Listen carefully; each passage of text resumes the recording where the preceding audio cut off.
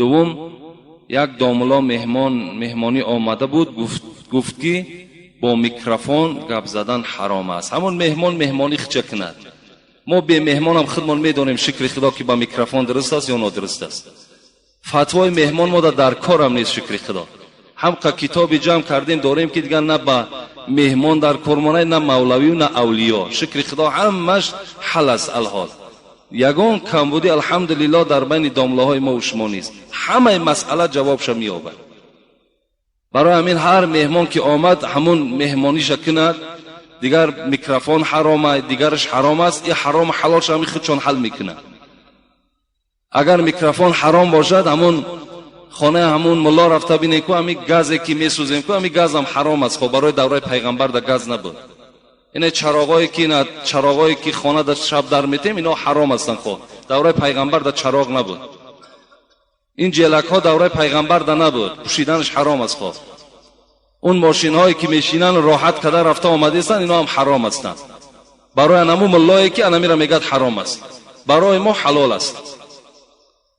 چی جای حرامی دارد وقتی که صدای مرا اطرافی ها همه میشنوند؟ چی جای حرامی دارد؟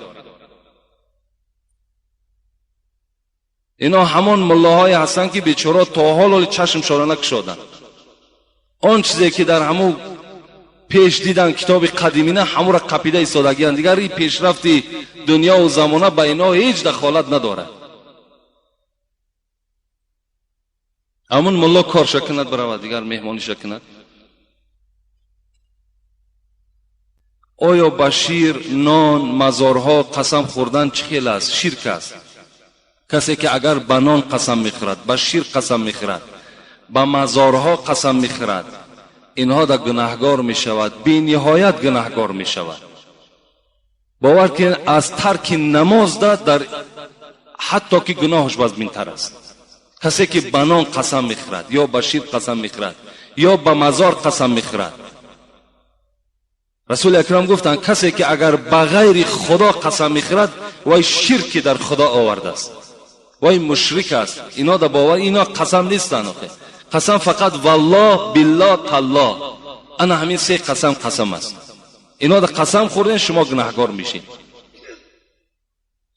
دوم، از جایش میخیزد یا پیر میگوید. آیا این چه خیل است؟